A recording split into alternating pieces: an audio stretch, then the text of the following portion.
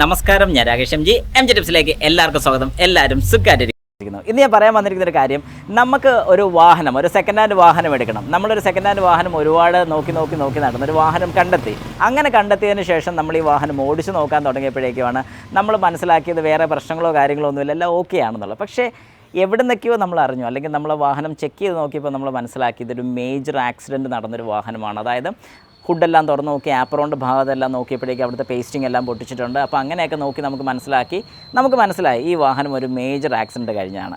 അങ്ങനെയാണെങ്കിൽ ഒരു major accident കഴിഞ്ഞ വാഹനം നമുക്ക് പർച്ചേസ് ചെയ്യാൻ സാധിക്കും. അതായത് ഒരു മേജർ ആക്സിഡൻറ്റ് കഴിഞ്ഞ വാഹനം നമ്മൾ മേടിക്കുന്നത് കൊണ്ട് എന്തെങ്കിലും കുഴപ്പമുണ്ടോ, അല്ലെങ്കിൽ എന്തൊക്കെ കാര്യങ്ങൾ നോക്കിയെടുക്കണം, ഈ ഒരു കാര്യത്തിനെക്കുറിച്ചാണ് നമ്മൾ ഇന്ന് സംസാരിക്കാൻ പോകുന്നത്. അതായത് ഒരുപാട് പേരുടെ മനസ്സിൽ സംശയമുള്ളൊരു കാര്യമാണ്, സെക്കൻഡ് ഹാൻഡ് വാഹനം എടുക്കുകയാണെങ്കിൽ മേജർ ആക്സിഡൻറ്റ് ഉണ്ടായൊരു വാഹനം എടുക്കാൻ പറ്റുമോ ഇല്ലയോ.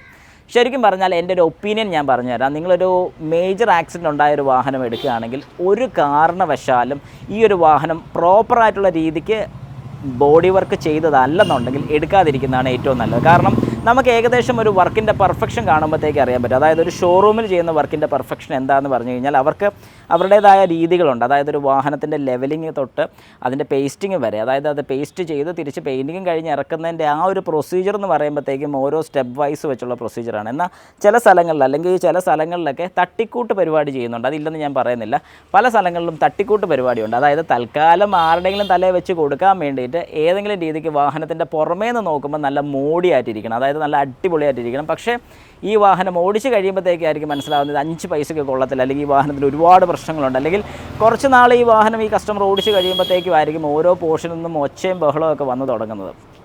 അങ്ങനെ ഒരു പ്രോബ്ലം ഉണ്ട്. അതുകൊണ്ട് കമ്പനിയിൽ മേജർ ആക്സിഡൻറ്റ് ചെയ്തൊരു വാഹനമാണെങ്കിൽ നമുക്ക് പിന്നെയും വിശ്വസിച്ചെടുക്കാൻ സാധിക്കും. കാരണം എന്താണെന്ന് ചോദിച്ചു കഴിഞ്ഞാൽ എന്തെങ്കിലും അത് റിലേറ്റഡ് ആയിട്ടൊരു കംപ്ലയിൻറ്റ് വന്നാൽ നമുക്ക് നാളെ അവരോട് ചെന്ന് ചോദിക്കാൻ സാധിക്കും.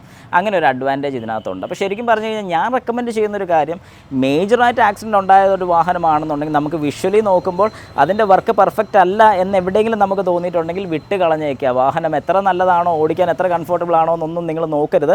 വാഹനം വിട്ട് കളയുക എന്ന് മാത്രമേ ഞാൻ പറയത്തുള്ളൂ. വേറെ വാഹനം നോക്കുക. കാരണം ഈ ഒരു വാഹനം, അല്ലെങ്കിൽ നമ്മൾ സെക്കൻഡ് ഹാൻഡ് എടുക്കുന്ന ഒരു വാഹനം ഒരു ദിവസത്തേക്കോ അല്ലെങ്കിൽ 2 ദിവസത്തേക്കോ അല്ലെങ്കിൽ ഒരു മാസത്തേക്ക് ആയിരിക്കത്തില്ല നമ്മൾ യൂസ് ചെയ്യുന്നത്, കുറേ വർഷത്തേക്കായിരിക്കും നമ്മൾ യൂസ് ചെയ്യുന്നത്. അപ്പം ഈ കുറേ വർഷത്തേക്ക് യൂസ് ചെയ്യാനുള്ളൊരു വാഹനം എപ്പോഴും നമ്മൾ മെയിൻ്റെനൻസ് ഫ്രീ ആയിട്ടുള്ള വാഹനം വേണം എടുക്കാൻ. അല്ലാതെ എടുത്തു കഴിഞ്ഞ് നമുക്ക് മെയിൻറ്റെയിൻ ചെയ്ത് കൊണ്ടുപോകുക എന്നുള്ളൊരു വിചാരം തെറ്റാണ്. കാരണം ആ മെയിൻറ്റെയിൻ ചെയ്യുന്ന പൈസ നമ്മൾ കൊടുത്തു കഴിഞ്ഞാൽ മാസം നമുക്ക് ലോൺ അടച്ച് പോകാൻ സാധിക്കും, ഒരു പുതിയ വാഹനം എടുക്കാനും സാധിക്കും. അങ്ങനെയും കൂടെ നമുക്ക് കടന്ന് ചിന്തിക്കാൻ സാധിക്കും. അതുകൊണ്ട് അത് ജസ്റ്റ് ഒരു ഒപ്പീനിയൻ മാത്രമാണ്. ഒരു സെക്കൻഡ് ഹാൻഡ് വാഹനം എടുത്ത് ഇങ്ങനെ ഒരു പണി മേടിക്കുന്നതിന് കഴിഞ്ഞാൽ നല്ലത് പുതിയ വാഹനത്തിലോട്ട് നോക്കുന്നതായിരിക്കും. മാസം അതിനിട്ട് പണിയുന്ന നേരം, അല്ലെങ്കിൽ അതിനിട്ട് പണിയുന്ന പൈസ നമുക്ക് ഈ ഒരു പുതിയ വാഹനത്തിലോട്ട് ഇൻവെസ്റ്റ് ചെയ്താൽ മതി. അതൊരു നല്ല ഓപ്ഷനാണെന്ന് എനിക്ക് പലപ്പോഴും തോന്നിയിട്ടുണ്ട്. നിങ്ങളുടെ ഒപ്പീനിയനും കൂടെ ജസ്റ്റ് കമൻറ്റ് ബോക്സിൽ കമൻ്റ് ആയിട്ടൊന്ന് ഇടുക.